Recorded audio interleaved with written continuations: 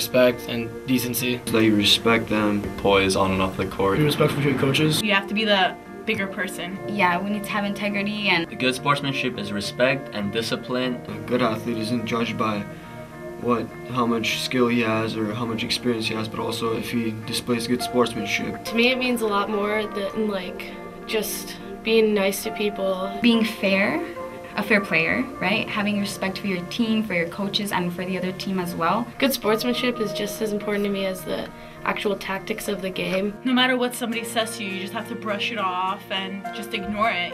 I think that to have fun, you also have to be nice to the opposing team. You know, you have to be the bigger person.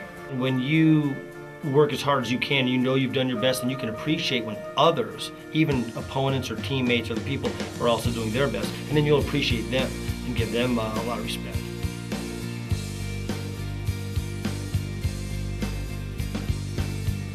My high school coach taught us more about life than water polo, and he taught us a lot about water polo. We all respect Coach Zargarand a lot. I think he always tells us, of course, to like try to do the right thing. I'd say it was my sister because I noticed that even if she was having a bad race, she'd remember that there's a team behind her, and she would turn around, shake other people's hands, and just tell them a good job and put on a good face for her team.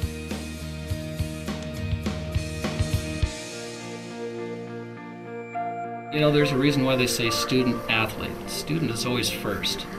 Well, I put academics first, always. So I think I always bring that every time in classes, you know, I try always to hear everybody's side. So that's how I like bring it into the classes. The ones that are going to be that you can tell are going to be the most successful, experience the most success, tend to be the ones that also have that same type of respect for the game. That discipline has taught me to behave in class, focus on my education, to not mess around and get off track. Pretty much, I get home from school, I do my homework up until I practice, and then I go to practice, and if I have more homework after practice, I'll eat dinner and then finish my work.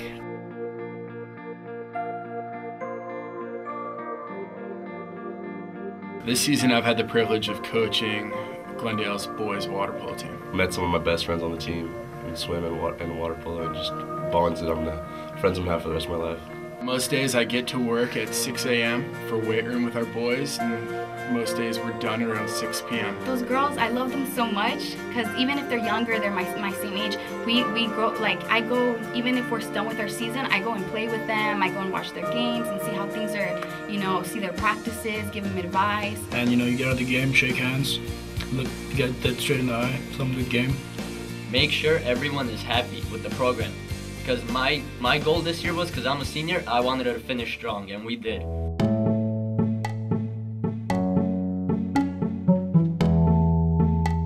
Number one, you have to respect yourself and understand what it's going to take for you to do your best, to be the best at that sport that you can play. And then don't cheat yourself. Just make sure to shake hands, be respectful to other coaches, to other staff, and always try your best. Most student athletes, it's the 4 years in high school. Find a niche in high school, whether it be sports or drama or anything else, because you can't just go through high school going home at 3 every day, and it's not going to give you the best experience. The best experience is when you're out there till 5 o'clock running a sport or practicing for a play or something like that. And one thing that we definitely instill in our freshmen in the aquatics program is to respect the older athletes, to respect the people that are older than them, and to listen to them if they tell them or give them advice. Respect both your team and your opponents. Build a relationship with your teammates and just try to get along with them as much as you can. Even if you don't, you need to have that. You need to try to make that if you want to be part of the team. You need to do the best that you can do. You need to be the best that you can be, and success isn't really a measure of whether you won or lost. It's whether you gave forth your best effort. If you don't give it 100%, you don't do the best you possibly can and give it your best shot, you're not only cheating yourself, but you're also going to be cheating your teammates, you're going to be cheating your coach, you're going to be cheating everybody around you who's also, you know, has maybe a possibly different set of goals. Be disciplined in class and listen to your teachers and coaches, because they've been through a lot of experience to be where they are now, and they're just trying to help you out. They're not bad people to try to mess around with you or hurt you. They're there to help you out and get you on the right path towards life and into college and get a good education and just become successful in life.